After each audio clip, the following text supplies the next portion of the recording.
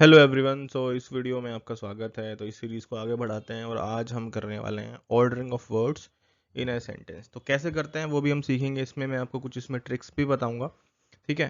तो ये हमारा क्या है, CDS 1 2022 का सेट ए का पेपर हम सॉल्व कर रहे हैं और हम इसमें धीरे धीरे करके छोटी छोटी वीडियोज़ में जैसे सेक्शन वाइज एग्ज़ाम में क्वेश्चंस पूछे गए हैं उसी तरीके से हम इसको आगे बढ़ा रहे हैं। तो ये जो टॉपिक के क्वेश्चन हम 10 क्वेश्चन इसमें करने वाले हैं।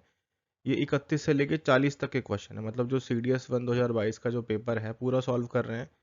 तो ये इसमें हम कह सकते हैं फोर्थ पार्ट है। इसमें ये 40 क्वेश्चन इसमें पूरे हो जाएंगे।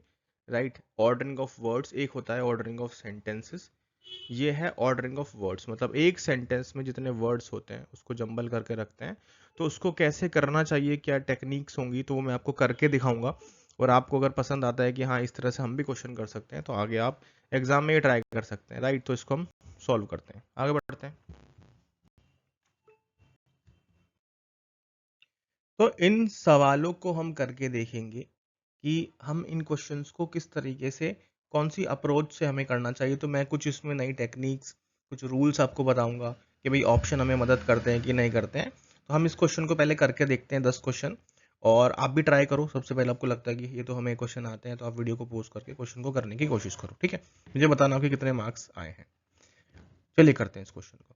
तो 31 जैसे एग्जाम में पूछा गया था उसी सीक्वेंस में ये नंबर है 31। इसमें पूछा क्या गया है, as soon as the government was pressed to do something for the poor, the session commenced। तो ऑप्शंस पे एक बार आप देखें तो ऑप्शंस में कहीं भी हमें दो, जैसे कि यहाँ पे जैसे 32 में हमें दो आर दे रखे हैं, तो कहीं ना कहीं हमें रहता है कि चलो आर से स्टार्ट कर लें। तो इसमें ऐसा नहीं है। इसमें सभी में इसमें QRPS से स्टार्ट किया। तो अगर हम इसके पहले ही पार्ट को एक बार देख लें कि कहाँ से स्टार्ट हो सकता है, तो हमें देखो इसमें अगर हमें ये पता चल जाए क्वेश्चन कहाँ से स्टार्ट हो रहा है तो कहीं, अब देखें इसमें किसी सेशन की बात हो रही है। मतलब एक सेशन, कोई प्रेस कॉन्फ्रेंस है या फिर कुछ भी ऐसा एक सेशन हो रहा है जिसमें सरकार जो है, government was press to do something, मतलब वो जो नीडी पीपल है उनके लिए कुछ करना, दबाव दे रही है वहां पे सेशन के अंदर। जैसे आप सब देखते होंगे ना, पार्लियामेंट में सेशन हो रहा है तो किसी बात पर चर्चा हो रही है कि भाई ये काम होना चाहिए, नहीं होना चाहिए, इस तरीके से बात हो रही है। तो अगर हम इसमें बात करें तो यहां से हम शुरुआत कर सकते हैं कि एज सुन एज, पी से शुरुआत कर सकते हैं। एज जैसे जैसे सेशन बढ़ता है, क्योंकि एज सुन एज का मतलब ये होता है कि एज सुन एज, जैसे मतलब आगे बढ़ना है सेशन, कि एज सुन एज, अब क्या, as soon as the session commenced, session आगे बढ़ा, मतलब पी हम पी कह सकते हैं, पी उसके बाद में हम एस कह सकते हैं कि as soon as the session commenced the government was pressed, का मतलब होता है प्रेशर देना, किसी बात पर दबाव दे रही थी। द सरकार, the government was pressed to do, किस चीज के लिए, समथिंग फॉर द पुअर, मतलब जो लोग नीडी हैं उनके लिए कुछ काम करना है, उस सेशन में बात करी। क्योंकि यहाँ कोई लॉजिकल कोई बात नहीं बोल रहे हैं, मतलब एक सेंटेंस है जो लिखा गया है, मतलब एक इंफॉर्मेशन है, उस इंफॉर्मेशन को तोड़ दिया गया है। कोई आगे कुछ इंफॉर्मेशन है तो उसको हमें सीधा एक सेंटेंस बनाना है, उसी को ही हम ऑर्डरिंग ऑफ वर्ड्स बोल रहे हैं। तो अगर हम इसमें बात करें यहाँ पर, तो P के बाद S बन रहा है, उसके बाद में यहाँ पर Q बनेगा, उसके बाद में यहाँ पे R बनेगा। तो सही सीक्वेंस क्या हो जाएगा, PSQR। तो उसमें राइट आंसर क्या होगा, यहाँ पर C इसका राइट आंसर है। चलो इसमें कुछ ऐसा लॉजिकल टर्म नहीं दे रखा था, सिंपल सा एक, इसको हम कह सकते हैं ये इजी क्वेश्चन था। हम इसमें देख के बता सकते हैं कि यहाँ से शुरुआत होगी, ये कोई बीच की, एक सेंटेंस की बीच की बात है। चलो आगे क्वेश्चन करते हैं और धीरे धीरे करके देखेंगे कि कहाँ पर कोई ग्रामर के रूल तो नहीं लग रहे हैं। ठीक है। अब 32 में हम बात करते हैं, यहाँ पर इस वाले क्वेश्चन को देखो कि they do not come with in my subject lightly steamed by me if I don't speak to them it because and not because they are। देखो अब एलिमिनेशन मेथड सीखो। सबसे पहले ये देखो कि आप इसमें से कौन सा पार्ट ऐसा है जो किसी भी सेंटेंस की स्टार्टिंग नहीं कर सकता, उस सेंटेंस का पहला पार्ट नहीं हो सकता। तो मैं आपसे कहूं जो एस है, जो एस है वो इसका पहला पार्ट नहीं हो सकता किसी सेंटेंस का, क्योंकि ये एंड से शुरुआत हो रहा है। जो एंड है, एंड एक कंजंक्शन होता है, और कंजंक्शन का काम होता है जोड़ने का काम करना। अब यहाँ किस चीज को जोड़ रहा है ये, ठीक है। मतलब इससे पहले कुछ ना कुछ होगा, तो ये तो पहला शुरुआत नहीं कर सकता, इसका मतलब इसमें से पहला ऑप्शन जो है उसको मैं एलिमिनेट यहाँ से कर दूंगा। बात समझ में आ रही है? तो मतलब ये एस से तो स्टार्ट होगा नहीं। फिर बचा हमारे पास क्या, क्यू और डबल आर हमारे पास बचा। अब इसको देखते हैं, तो कहीं ना कहीं कोशिश करते हैं कि जब हमें दो में आर दे रखा है तो इससे स्टार्ट हो सकता है। अगर चलो मैं क्यू से भी देखता हूँ, क्यू आर पी एस, तो लाइटली स्टीम्ड बाय मी। तो लाइटली स्टीम्ड बाय भी जो बाय मी है कहीं ना कहीं बाद का ही होता है, क्योंकि पैसिव वॉइस की बात करी जा रही है, तो उसमें क्यू भी नहीं आएगा। तो मतलब जो क्वेश्चन स्टार्ट होगा वो हमारा आर से स्टार्ट होगा। अब चलो देखते हैं, एक बार बना के देखते हैं, क्योंकि वो किसी सब्जेक्ट के बारे में बात कर रहा है। स्टीम्ड का मतलब होता है प्रभावित होना, सम्मान देना किसी को, राइट। अब एक चीज देखो, अगर हम इसको आर से स्टार्ट करें कि if I don't speak to them, ठीक है, इफ से क्वेश्चन स्टार्ट हो सकता है। जो हमारे कंडीशनल सेंटेंसेस होते हैं वो हमारे इफ से स्टार्ट हो सकते हैं, कि यदि ऐसा होता है। तो ये सेंटेंसेस आपने भी देखे होंगे जब आप यहाँ पे एरर के क्वेश्चंस करते होंगे, तो इफ से क्वेश्चन स्टार्ट हो सकता है कि यदि if I don't speak to them, अगर मैं उससे बात नहीं कर रहा हूँ। पहली चीज तो ये, अगर मैं आपसे टेंस पूछूं कौन सा टेंस है, तो ये हमारा प्रेजेंट इंडेफिनिट का टेंस है, क्योंकि बोला अगर मैं उससे बात नहीं कर रहा हूँ, इट्स बिकॉज, मैं उससे बात नहीं कर रहा हूँ, इट्स बिकॉज, किस लिए भाई। तो इसके बाद की कहानी देखते हैं कि उससे बात क्यों नहीं कर रहे हैं। तो आर से शुरुआत होने वाली है, तो आर मतलब सीओडी में से आंसर हमारा हो सकता है। तो if I don't speak to them, it's because, मैं उससे, अगर मैं उससे बात नहीं कर रहा हूँ, इट्स बिकॉज। अब क्या, अब ऑप्शन में देखेंगे तो आर के बाद में हमें दे रखा है, आर के बाद में हमें देखो एक तो एस दिया है और एक आर के बाद में पी दिया है। अगर मैं इसको यहाँ से कनेक्ट करूँ, आर के बाद सीधा एस से पहुंच जाऊं कि if I don't speak to them it's because and not because they are, तो ये भी देखो लॉजिकल बिल्कुल भी यहाँ पे कनेक्ट नहीं कर रहा है आर के बाद एस। तो मैं यहाँ पे सी को भी कट कर दूंगा और मैं डी को टिक करके आगे बढ़ूंगा। लेकिन हम इसको पूरा करते हैं, ठीक है, मतलब जैसे हमारे पास बहुत सारे क्वेश्चन हमें करने हैं, कम समय हमारे पास बचा है, तो मैं इसे आगे टिक करके आगे बढ़ सकते हैं लॉजिकली कि हमारा डी इसमें राइट आंसर है। लेकिन इसको पूरा सीक्वेंस को देखते हैं कि क्या मीनिंग बना इसका।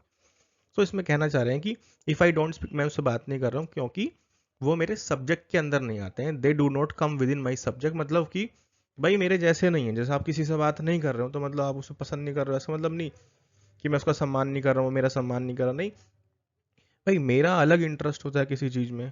आप क्लास के अंदर सबसे तो बात नहीं करोगे, जो आप दोस्त उसी को बनाओगे जो आपके जैसे हैं या फिर आपकी विचारों से मेल खाते हैं। तो if I don't speak to them, if don't speak to them it's because they do not come, they do not come within my subject, वो मेरे सब्जेक्ट में नहीं आते हैं। उसके बाद हम क्या करेंगे, आगे देखते हैं, एंड नॉट बिकॉज, अब इसमें कनेक्ट कर सकते हैं यहाँ पे अगली बात को, and not because they are lightly steamed by me, right. कि लाइटली स्टीम का मतलब होता है वो मुझे कम, मतलब स्टीम्ड का मतलब होता है वैसे किसी का सम्मान करना। तो लाइटली मतलब कम, कि मैं उनका कम सम्मान करता हूँ, इसलिए उनका उनसे बात नहीं कर रहा, नहीं क्योंकि मेरे सब्जेक्ट में नहीं आ रहे इसलिए मैं उनसे बात नहीं कर रहा हूँ। कि इसका मतलब ये नहीं कि मैं उनका कम सम्मान करता हूँ। तो बात समझ में आ रही है? इसका राइट आंसर क्या है, 31 का यहाँ पर राइट आंसर सी है, राइट।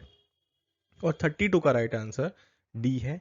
आई होप आपका भी दोनों ठीक आए होंगे, ठीक है, तो आप अपने आप को 2 मार्क्स दे सकते हो।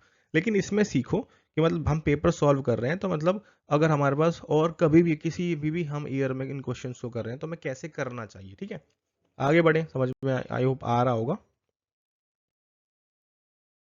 अब यहाँ पर मैंने अभी पिछले क्वेश्चन में ही आपको बताया कि एंड से शुरुआत नहीं होनी चाहिए किसी भी सेंटेंस की। देखो, एक होता है ऑर्डरिंग ऑफ वर्ड जो हम कर रहे हैं, मतलब एक सेंटेंस को तोड़ देना। फिर एक होता है ऑर्डरिंग ऑफ सेंटेंसेस, एक ना पूरा पैराग्राफ होता है, उस पैराग्राफ के अंदर बहुत सारे सेंटेंस होते हैं। अब उन सेंटेंस को जोड़ने का काम करना, उसका भाई अलग मेथड होता है। अब उसमें एंड से शुरुआत हो रही नहीं, अब या पहले इसको देखो यहाँ पे, उसको भी करेंगे हम, ठीक है। तो यहाँ पर मैंने कुछ वर्ड्स लिखे हैं जो कभी भी सेंटेंस की स्टार्टिंग नहीं करेंगे, तो सबसे पहले उसी ऑप्शन को एलिमिनेट कर दोगे। तो अभी सब पढ़ लेना, वीडियो को पोज करके स्क्रीनशॉट ले लेना, लेकिन यहाँ पे अभी कुछ चीजों को बस देख लो जो आप याद रख सकते हो। कि सर इतनी सारी चीजें कैसे याद रखेंगे। एक तो ये कंजंक्शन कुछ होती है, फैन बॉयज से याद कर लो, जैसे होता है फोर, एंड, नॉर, बट, और, यट और सो। इससे कभी भी कोई फॉर्मल राइटिंग करते समय इससे किसी भी सेंटेंस की स्टार्टिंग नहीं हो सकती, ध्यान दो। जैसे नाउन, एक हमारा एक चैप्टर होता है, उसी तरह से प्रोनाउन होता है, उसी तरह से एडजेक्टिव होता है, वर्ब टॉपिक होता है, एडवर्ब होता है, उसी तरीके से एक हमारा कंजंक्शन होता है। क्या होता है? कंजंक्शन। तो किसी सेंटेंस के अंदर जो पार्ट्स ऑफ स्पीच होती है, एक हमारा पार्ट्स ऑफ स्पीच का मतलब क्या है? जो हम बोलते हैं, भाई सेंटेंस बोल रहे हैं, उसमें जो पार्ट है, एक कंजंक्शन पार्ट होता है। उसका काम होता है किसी भी दो वर्ड को जोड़ने का काम करना, किसी सेंटेंस को जोड़ने का काम करना।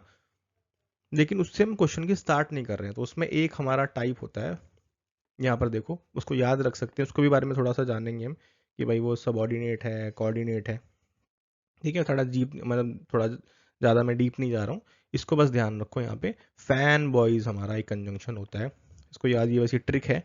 एफ से फोर बनेगा, ए से एंड बनेगा, एन से नोर बनेगा, बी से बट बनेगा, और यट और सो। ठीक है, इससे सेंटेंस के साथ, तो मैंने बस अभी एंड एक वर्ड को बस आपको बताया कि बस इसको देखो यहाँ पे, एंड को भी। और दूसरा जैसे बिकॉज हो गया, सच एज हो गया, ऑल्सो हो गया। बस आप इसमें पहले वाले को और फिफ्थ वाले को बस अभी पकड़ के चलो, याद हमें सारे ही करने।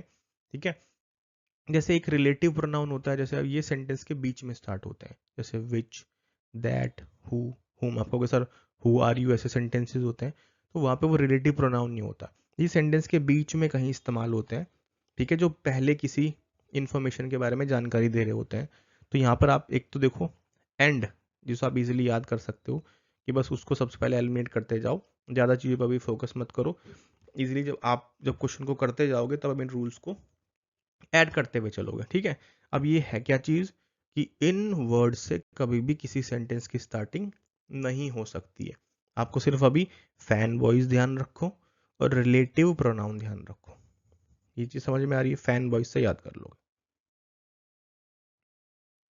चलो, अब हम आगे बढ़ते हैं और हम 33 क्वेश्चन करने की कोशिश करते हैं यहाँ पे। राइट, मतलब कि तीसरा क्वेश्चन है इस वीडियो का ये हमारा। ठीक है, तो यहाँ पर हमें क्या दिया है, इसमें अगर हम बात करें,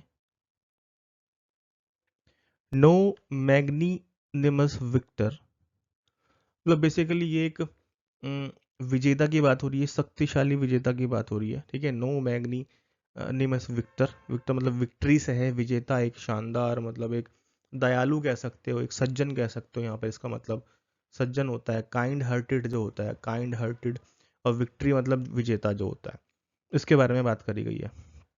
the fortune of the war, मतलब किसी युद्ध का परिणाम, had put in his power so cruelly, would treat those हुम। अब आप इसमें से सबसे पहले ऑप्शंस पे एक बार देख लो।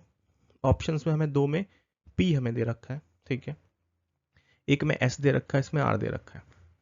तो इसमें कहीं भी हमें एंड नहीं दे रखा कि हम एलिमिनेट कर दें एंड को। लेकिन आप इसमें ऐसा इलॉजिकल कोई पार्ट देखो कि जो सेंटेंस की स्टार्टिंग नहीं कर सकता। So would treat those home, तो ये हमें पूरी जानकारी अभी नहीं दे रहा कि भाई इसकी हम शुरुआत कर सकते हैं कैसे। तो ऐसे तो शुरुआत मुझे लगता नहीं यहाँ पर होगी। ठीक है, तो ऐसे तो इसकी शुरुआत बिल्कुल होगी नहीं, तो मैं इसको यहाँ से एलिमिनेट कर दूंगा।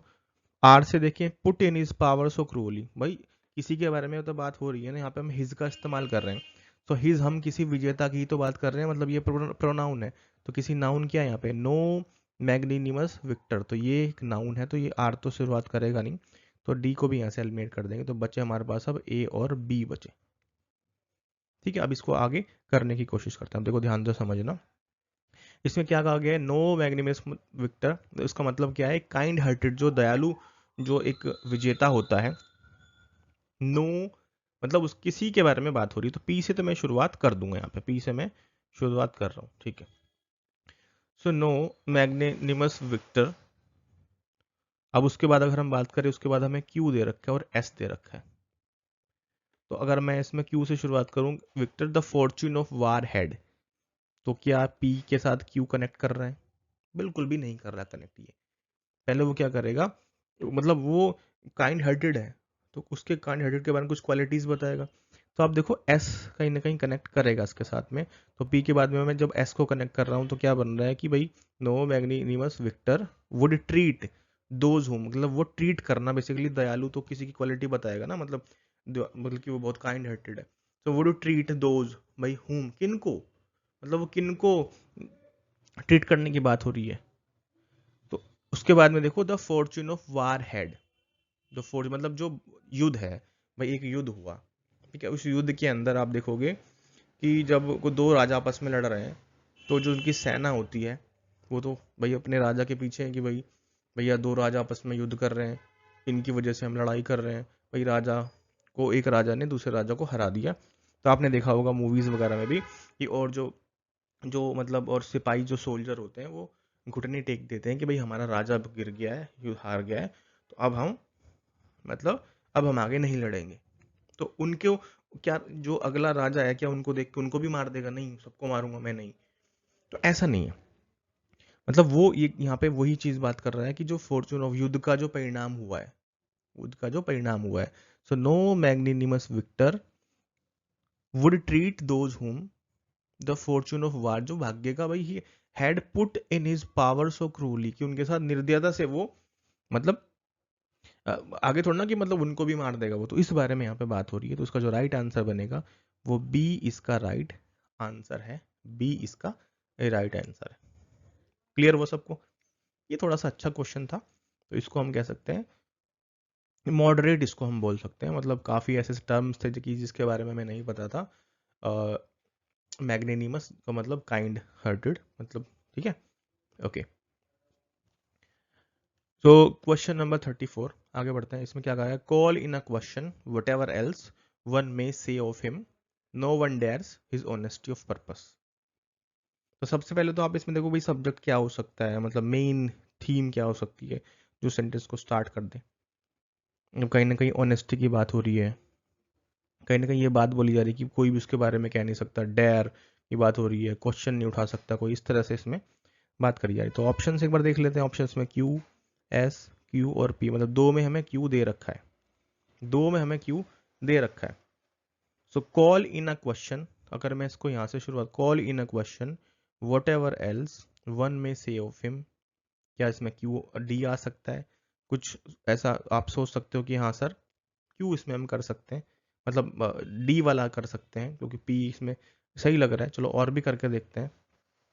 अगर हम इसमें क्यू से स्टार्ट करें, वट एवर एल्स वन में से of him, what ever else, what ever से क्या शुरुआत हो सकती है? बिल्कुल हो सकती है। तो वट एवर एल्स वन में से ऑफ हिम, क्यू से क्या इसमें स्टार्ट करें इसको हम, वट एवर एल्स वन में से ऑफ हिम, उसके बारे में कोई कुछ भी बोलता है, कुछ भी, ओके कुछ भी बोलता है, right. No one dare, no one dare, अगर इसको हम, क्या हम इसको क्यू के साथ आर में कनेक्ट कर दें या क्यू के बाद इसमें करें, वट एवर एल्स वन में से of him his honesty of purpose, मतलब इसमें बेसिकली ये बात बोली जा रही है, अगर मैं चारों को एक बार कनेक्ट करने की कोशिश करूं, कि इसमें बोल रहे हैं कि उसके बारे में कोई कुछ भी बोलता है लेकिन कोई भी उसकी ईमानदारी पर कोई क्वेश्चन नहीं उठाता है। मतलब ये पूरा जो मुझे पढ़ के समझ में आ रहा है कि वट एवर एल्स वन में से ऑफ हिम, उसके बारे में कोई कुछ भी बोल रहा है, कुछ भी बोल रहा है, लेकिन वही उसकी ईमानदारी पे कोई शक नहीं कर सकता। तो ऐसा इसमें कहा गया है कि वट एवर एल्स वन में से ऑफ हिम, उसके बारे में कोई कुछ भी बोलता है, क्यू से इसमें शुरुआत होगी, पी से शुरुआत नहीं होगी, कॉल इन अ क्वेश्चन, ये बाद की बात है, ठीक है। तो इसमें डी तो आएगा नहीं, इसमें जो आंसर बनेगा, राइट, बी भी नहीं बनेगा, ए और सी में से हमारा आंसर होगा, राइट। तो वट एवर एल्स वन में से of him, no one dares, तो उसमें आर से शुरुआत कर, इसके बाद आर आएगा, no one dares call in a question, कोई सवाल नहीं उठाता है किस चीज के बारे में, इज ऑनेस्टी ऑफ पर्पस, की भाई जो उसकी ईमानदारी है उस पर भी कोई, उस पर कोई सवाल उठाता नहीं है। उसका राइट आंसर क्या होगा? इसका राइट आंसर सी होगा, ठीक है। तो कहीं ना कहीं हमें अगर किसी वर्ड का मतलब नहीं पता है, ठीक है, और ये सब देखो इससे मतलब आप अच्छे से कर सकते हो। तो अखबार अगर आप डेली पढ़ रहे हो, अखबार पढ़ रहे हो, तब भी हमें वो मदद करता है क्वेश्चंस को करने। न्यूज़पेपर, क्योंकि रीडिंग एबिलिटी हमारी होती है जो ऐसे क्वेश्चंस को करने में हमें मदद करती है, थोड़ी सी वोकैबलरी, ठीक है। थोड़ा आगे बढ़ते हैं, इस क्वेश्चन को करते हैं। यहाँ पर क्या है? Has become ever since the कोविड-19 pandemic began a fixture of everyday life, calibrated calibrating disease related risk. तो भैया यहाँ पर भी कोविड 19 के बारे में बात हो रही है, क्योंकि मतलब 2-3 साल तो कोविड चला ही था ना, ठीक है, तो उसी पर ही क्वेश्चन बनाया गया है।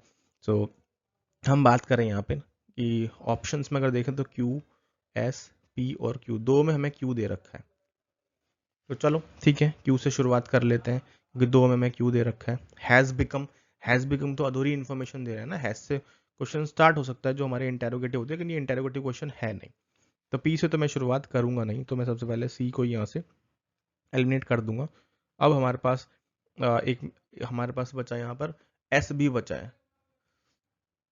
ओके, एस बी बचा है, calibrated disease related risk.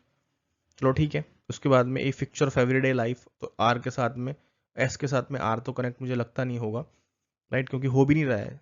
Calibrating disease related risk a fixture of life, मतलब हमें एक तो सब्जेक्ट पहचानना है ना। सो कोविड-19 से बड़ा सब्जेक्ट क्या हो सकता है। तो एवर सिंस द कोविड-19 पेंडेमिक बिगिन, यहाँ से हम शुरुआत कर सकते हैं इस क्वेश्चन की यहाँ पे कि एवर सिंस जब से वो स्टार्ट हुआ है, तो एवर सिंस किस चीज़ के बारे में भाई, कोविड-19 स्टार्ट हुआ है, तो ठीक है, क्यू से हम शुरुआत कर सकते हैं। तो हमारा ए और डी हमारा आंसर हो सकता है। अभी इसमें क्या दे रखा है हमें, एक तो हमें दिया है क्यू, हमें क्यू दिया है, या तो एस या फिर क्यू के बाद में पी दे रखा है। तो एवर सिंस द कोविड-19 पेंडेमिक बिगन, तो अब देखो इसमें क्या आएगा। तो जब से शुरुआत हुई है, तो आप देखो क्या जो डिजीज के बारे में बात हो रही है कि भाई जो ये जो डिजीज है, ये जो डिजीज है इसका रिस्क बना हुआ है, ठीक है। तो एवर सिंस द कोविड-19 पेंडेमिक बिगिनिंग, ओके, सो ये जो डिजीज है उसके बाद देखें has become a fixture of everyday life. तो ये कहीं ना कहीं कनेक्ट मुझे लग रहा है, कनेक्ट कर रहा है, राइट। और इसमें आगे जो लास्ट वाला दिया है क्यू के बाद P, so ever since the कोविड-19 pandemic begin has become, so इस क्यू के बाद में पी तो कनेक्ट नहीं कर रहा, क्योंकि वो ये बात करना चाह रहा है जब से कोविड-19 स्टार्ट हुआ है तब से जो डिजीज है ये क्या बन गया है, ये फिक्चर ऑफ एवरीडे लाइफ, प्रतिदिन का फिक्चर ये बन चुका है। तो कहीं ना कहीं जो राइट आंसर होगा वो ए हमारा इसमें राइट आंसर होगा। ठीक है, बात समझ में आ रही है।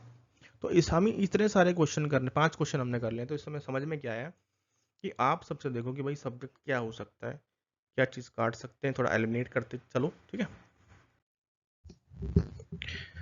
ओके, तो अब इस सवाल को करने की कोशिश करते हैं। 36 नंबर का सवाल है और इसको पढ़ते हैं। अब इसमें हमें कहा गया है late sixties he still enjoys vigorous he is in his health although. तो भाई इसके बारे में मैंने पढ़ के समझ में आ रहा है कि भाई किसी पर्सन के बारे में बात हो रही है, वो अपनी लेट 60s में, उसकी हेल्थ के बारे में बात हो रही है कि वो फिर भी अभी अपनी लाइफ को एंजॉय कर रहा है। तो 4 ऑप्शन में अगर हम देखें तो 2 में हमें क्यू दे रखा है, एक में एस दिया है और एक में हमें पी दे रखा है। तो सबसे पहले देखो कि भाई किससे शुरुआत हो सकती है, भाई किसी पर्सन के बारे में बात हो रही है तो पहले उसके बारे में कहेंगे। अब आप इसमें एक चीज देखो कि ही स्टिल एंजॉयज विगरस, कि वो भाई ठीक है वो एंजॉय कर रहा है अपनी लाइफ को, मतलब फुर्ती के साथ में एंजॉय कर रहा है, ठीक है। So he is in his late 60s। तो मैं कहता हूँ आर के साथ में पीक तो कनेक्ट करेगा ही करेगा। कभी कभी ऐसा होता है कि दो आपको ऐसे पार्ट मिल जाते हैं कि भाई इसके बाद तो ये आएगा ही आएगा, बिल्कुल श्योर हूं मैं इस चीज के बारे में कि भाई हिज लेट 60s, कि वो अपनी लेट 60s में है तो आर के साथ पी कनेक्ट करेगा। तो एक ऐसी भी ट्रिक हो सकती है कि आप देखो कि भाई आर के बाद पी हमें किस में दे रखा है। तो अगर हम देखें आर के साथ पी हमें केवल सी में दे रखा है यहाँ पर, तो और किसी में है आर के बाद पी नहीं दे रखा है, तो यही हमारा राइट आंसर है। ऐसा करके हम आगे बढ़ सकते हैं जब हमारे पास बहुत सारे क्वेश्चंस होते हैं, लेकिन ये पहले हम इसको पूरा पढ़ते हैं कि भाई ये किसके बारे में बात कर रहा है। तो इसने यहाँ पे क्यू से शुरुआत करी कि वो अपनी लाइफ को अभी भी इंजॉय कर रहा है, ठीक है। विगरस हेल्थ को, he still enjoy vigorous health, जो उसकी हेल्थ है, although he is in is late 60s, कि वो अपनी हेल्थ को अभी भी इंजॉय कर रहा है, लेकिन वो लेट, अब ऑल दो कब इस्तेमाल करते हैं, ऑल दो हम तब इस्तेमाल करते हैं जब कॉन्ट्राडिक्टरी दो बातें करी हुई होती हैं। अब मतलब ऑल दो का मतलब क्या होता है कि जबकि, ऑल दो का मतलब होता है जबकि। अब देखो बिल्कुल कनेक्ट कर रहा है कि भाई वो अपनी जो हेल्थ है उसको एंजॉय कर रहा है, लेकिन वो ऑल दो वो लेट 60s में। तो यहाँ बिल्कुल सही, बिल्कुल यहाँ पे सटीक है। तो राइट आंसर क्या होगा, सी इसका राइट आंसर होगा। क्वेश्चन नंबर 37 करते हैं।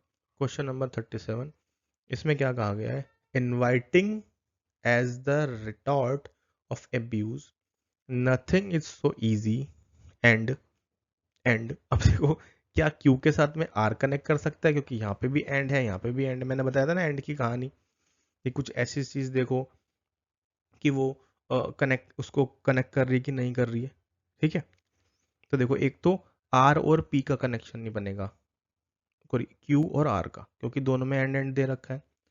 और क्यू के साथ एस भी नहीं बनेगा, क्योंकि यहाँ पे भी एंड है और यहाँ पे भी एंड आपको दे रखा है। तो आप देखो सबसे पहले उसको, एक तो सी इसमें नहीं बनेगा, क्यू के साथ आर नहीं बन सकता, और क्यू के साथ एस भी नहीं बनेगा इसमें, तो सी को तो मैंने एलिमिनेट कर दिया है। ठीक है, तो बचे हमारे पास क्या, बचे हमारे पास अब ये ए बी और डी बचे। मतलब समझ में आ रहा है ना, मतलब कैसे, मतलब लॉजिक पकड़ के करना होता है हमें। ठीक है, तो हम किससे शुरुआत करें फिर, चलो हम देख, inviting as the retort of abuse nothing is so easy.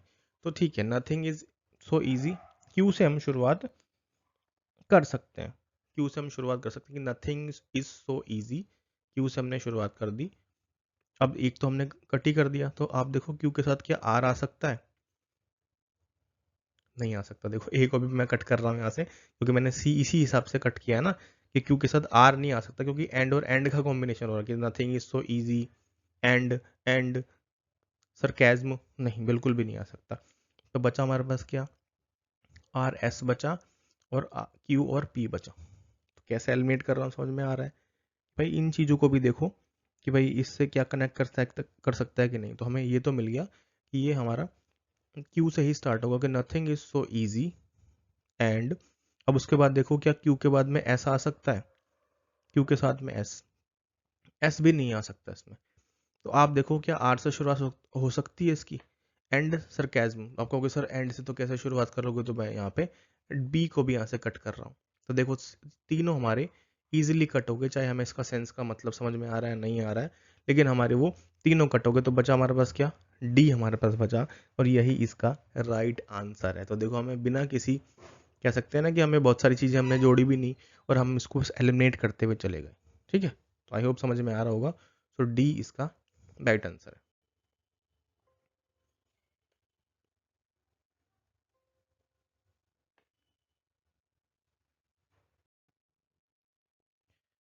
Okay, चलो फिर आगे बढ़ते हैं, क्वेश्चन नंबर 38 करते हैं। क्वेश्चन नंबर 38, इसमें क्या कहा गया है, introduced antithetical ideas an epigram is a brief and pointed saying the frequently that cause one to think afresh. Okay, तो बात करते हैं, ऑप्शंस पे नजर डालते हैं कि भाई इसके बारे में, किसके बारे में, एपिग्राम के बारे में यहाँ पे बात करी गई है। आपको बताना है कि एपिग्राम क्या होता है, एक वर्ड, एपिग्राम क्या होता है बताओगे। ठीक है, मैं इसको एज अ सब्जेक्ट ले रहा हूँ, क्योंकि एक नाउन है। कैसे पता चला एक नाउन है, यहाँ पर जो एपिग्राम है एक नाउन कैसे पता चला, क्योंकि उससे पहले एक आर्टिकल दे रखा है। आर्टिकल कब आता है, आर्टिकल नाउन के साथ आता है। तो an epigram is a brief and, किस चीज को, तो ये इंट्रोड्यूस एंथेटिकल आइडियाज, भाई मतलब मेन चीज किसके बारे में वो बात कर रहा है। तो एपिग्राम के बारे में यही मेन सब्जेक्ट है। यहाँ पर तो क्यू से इसमें शुरुआत होगी, क्यू से शुरुआत इसमें होगी, पी और एस से शुरुआत इसमें नहीं होगी, क्योंकि इंट्रोड्यूस्ड, किस चीज को इंट्रोड्यूस कर रहा है वो, एपिग्राम के बारे में ही बात हो रही होगी ना। So an epigram is a brief. अब मैं आपसे कहता हूँ कि ये ब्रीफ है, ये भी यहाँ पे एक नाउन है। वो कैसे पता चला, क्योंकि ये इसमें आर्टिकल दे रखा है। तो आर्टिकल और नाउन का एक डेडली कॉम्बिनेशन आप देखने को मिलता है आपको यहाँ पर। ठीक है, तीन अगर होते हैं तो बीच में आर्टिकल वो घुसा देते हैं, तो ये भी चीज़ हमें देखनी होती है। ठीक है, सो क्यू से तो शुरुआत इसमें होने वाली है, तो अब देखें क्यू के साथ आर कनेक्ट करेगा या क्यू के साथ में पी कनेक्ट करेगा। तो भाई यहाँ पे इसको करते हैं क्यू और आर, और या फिर क्यू के साथ P. So an epigram is a brief and pointed saying that frequently, pointed, अगर मैं इसको यहाँ से, चलो बी से ही मान के चलता हूँ कि an epigram is a brief and pointed saying that frequently introduce antithetical ideas that cause to think afresh। या फिर डी से अब इसको डी से देखें, an epigram is a brief and introduce antithetical ideas pointed saying that frequently that cause one of think afresh। मैं इसको यहाँ पे पूरा आपको एक्सप्लेन इसलिए नहीं कर रहा क्योंकि यहाँ पे आपको बताना है कि एपिग्राम क्या होता है। एपिग्राम से पूरा समझ में आ जाएगा क्योंकि मैं यहाँ पे अगले वाले में अच्छे से बताऊंगा, जैसे ये ऑक्सीमोरन क्या होता है इसके बारे में कि ऑक्सीमोरन क्या है। तो ये कुछ चीज़ें इसमें लिटरेचर की भी इन्होंने डाल रखी है, ठीक है। इसका जो राइट आंसर है वो डी इसका राइट आंसर है। यहाँ पर कैसे ये बी इसमें कनेक्ट नहीं करेगा, देखो उसको पहले करके देखते हैं। Epigram is a brief and introduced, वो एक ब्रीफ है, ठीक है। Introduce antithetical ideas pointed saying that frequently, किस चीज में, that cause one to think afresh. तो जो 38 का जो राइट आंसर है वो डी इसका राइट आंसर है। क्वेश्चन नंबर 39, यहाँ पे क्या कहा गया है कि of antithesis whereby two predicted at once oxymoron is a special form, contradictory qualities are. तो देखो ऑक्सीमोरन जो होता है एक यहाँ पे फिगर ऑफ स्पीच होता है, फिगर ऑफ स्पीच। ये फिगर ऑफ स्पीच क्या होती है, ये लिटरेचर के कुछ टर्म्स है, ये लिटरेचर के कुछ टर्म्स है। ऑक्सीमोरन एक ऐसा ऑक्सीमोरन होता है जो किसी लिटरेचर में इस्तेमाल होता है, कि मतलब जैसे कि मैं एक वर्ड बताऊं, लिविंग डेड। तो लिविंग डेड आप देखोगे कि उसमें लिविंग भी आ रहा है, डेड भी आ रहा है। सो ऐसे कॉन्ट्राडिक्टरी, मतलब दो बातें ऐसी जो मतलब एक दूसरे की कॉन्ट्राडिक्टरी हैं, तो वहां पे ऑक्सीमोरन होता है, एक फिगर ऑफ स्पीच है, ठीक है। तो ऑप्शंस में देखिए तो दो में हमें पी दे रखा है कि of antithesis whereby two क्या, कॉन्ट्राडिक्टरी क्वालिटीज। तो पी के साथ एस कनेक्ट कर रहा है, ठीक है, पी के साथ एस कनेक्ट कर रहा है, पी के साथ एस का कॉम्बिनेशन हमें यहाँ पे दे रखा है और कहीं भी पी का के साथ एस कनेक्ट नहीं कर रहा है। तो ये दो ही ऑप्शन हमारे पास बचे थे। मेन सब्जेक्ट क्या हो सकता है, ऑक्सीमोरन मेन सब्जेक्ट है, कि oxymoron is a special form, किस चीज़ की, फिगर ऑफ स्पीच की स्पेशल फॉर्म है। आर से शुरुआत करोगे, यहाँ से शुरुआत आर बनेगा, बिल्कुल आर इसकी शुरुआत करेगा कि oxymoron is a special form, किस चीज़ की स्पेशल फॉर्म है, ऑफ एंथेसिस की। बिल्कुल एंथेसिस भी एक तरह का कॉन्ट्राडिक्टरी होता है, विपरीत विरोधाभास होता है, ये भी आप पढ़ोगे, ये भी लिटरेचर का टर्म है। Oxymoron is a special form of antithesis fair, क्या करते हैं, दो कॉन्ट्राडिक्टरी क्वालिटीज को कंपेयर करते हैं उसमें, ठीक है, जो हमने पहले प्रिडिक्ट करी थी। तो वही चीज है, आर के बाद में बनेगा पी, पी के साथ तो एस हम ऑलरेडी कनेक्ट कर चुके हैं, उसके बाद में लास्ट में बनेगा क्यू बनेगा। तो राइट आंसर क्या होगा, सी इसका राइट आंसर है, सी इसका राइट आंसर है यहाँ पर, ठीक है। अब थोड़ा सा मैं आपको यहाँ पे ऑक्सीमोरन के बारे में थोड़ा समझा देता हूँ, क्योंकि ठीक है, इससे पहले मैंने हमसे पूछा है एपिग्राम क्या होता है, तो ऑप्शन में मुझे, मतलब आप कमेंट में मुझे बताओगे ऑक्सीमोरन एपिग्राम क्या होता है। ऑक्सीमोरन मैं आपको यहाँ पे समझा देता हूँ। एन ऑक्सीमोरन, तो ये भी एक नाउन होता है। Oxymoron is a figure of speech. इसमें होता क्या है कि दो कॉन्ट्राडिक्टी अपोजिट वर्ड्स जो होते हैं, मतलब दो वर्ड्स ऐसे जो एक दूसरे के विपरीत होते हैं, वो इस्तेमाल किए जाते हैं किसी राइटिंग में। कैसे, are placed together to create a meaningful expression. जैसे बिटर स्वीट हो गया, भाई बिटर भी है, स्वीट भी है, लिविंग भी है, डेड भी है, वर्चुअल भी है, रियलिटी है।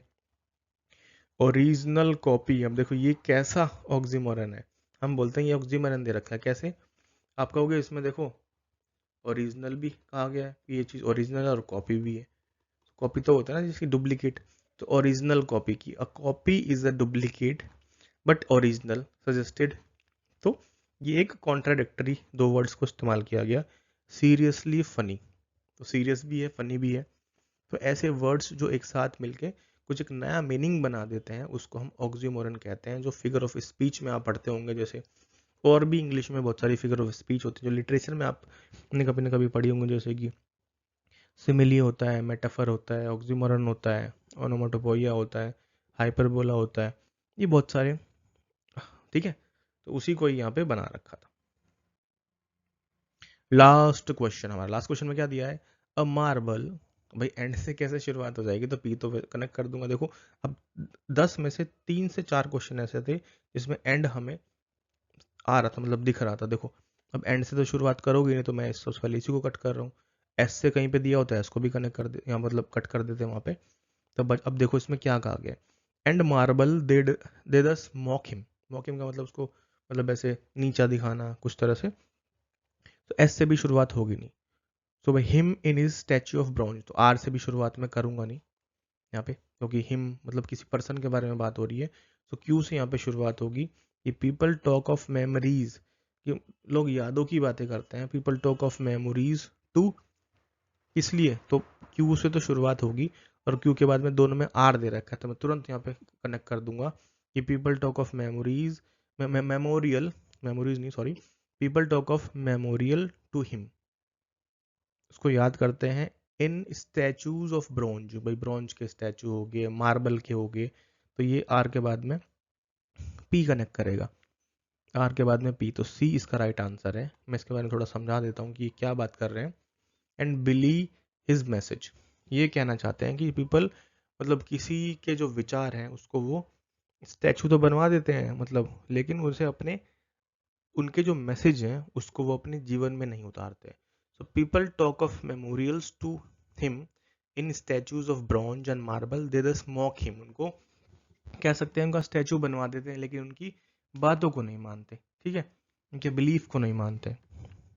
तो ये इसमें कहा गया था, तो उसका राइट आंसर क्या होगा, सी इसका राइट आंसर है। ठीक है, आई होप आपको समझ में आया होगा। थोड़ा सा लंबी वीडियो बन गई है, 30 से 40 मिनट की, लेकिन समझाना भी होता है तो इसलिए थोड़ा टाइम लग गया। तो आई होप आपको समझ में आया होगा। तो मुझे बताओ कमेंट सेक्शन में कितने क्वेश्चन आपके सही थे 10 में से, और कुछ आपने नया सीखा होगा इसके अंदर, क्योंकि जो एंड की कहानी है अभी तो एक ही चीज़ आपने पकड़ी कि ठीक है एंड से शुरुआत नहीं हो रही, क्योंकि वो एक हमारा कंजंक्शन होता है। ठीक है, इसी तरह से और भी चीज़ें कनेक्ट, जैसे ऑप्शन हमें मदद कर रहे हैं कि ऑप्शन में 2 में दिया है तो वो कहीं ना कहीं हो सकता है। ठीक है, 2 ऑप्शंस, जैसे ऑप्शन मतलब 2 जो पार्ट हैं वो आएंगे ही आएंगे एक साथ, उसको भी देख के हमने एलिमिनेशन मेथड यूज़ किया। ठीक है, सो टाइप वाइज हम इसमें डिस्कस कर रहे हैं। आई होप आपको चीज़ें समझ में आ रही हैं। तो मैं देखो प्रीवियस ईयर क्वेश्चन पेपर को करके हम एक लेवल को देखते हैं कि एग्जाम में क्वेश्चन पूछे कैसे जाते हैं, और मैं उसमें आपको एक्स्ट्रा इन्फॉर्मेशन भी देता हूँ, ताकि आप और कभी भी मतलब इस टॉपिक को कर रहे हैं तो आप इन सवालों को अच्छे से कर पाओगे। तो मिलते हैं अगली वीडियो में, और हम अगले पार्ट में इसका एक और वर्जन रिकॉर्ड करेंगे, राइट, जिसमें मैं आपको 41 से लेके 50 तक के क्वेश्चंस उसमें कराने वाला हूँ। चलो मिलते हैं अगली क्लास में। अगर क्लासेस पसंद आती हैं तो क्लासेस को आप अपने दोस्तों में शेयर भी कर सकते हो, राइट। चलो गुड बाय, जय हिंद।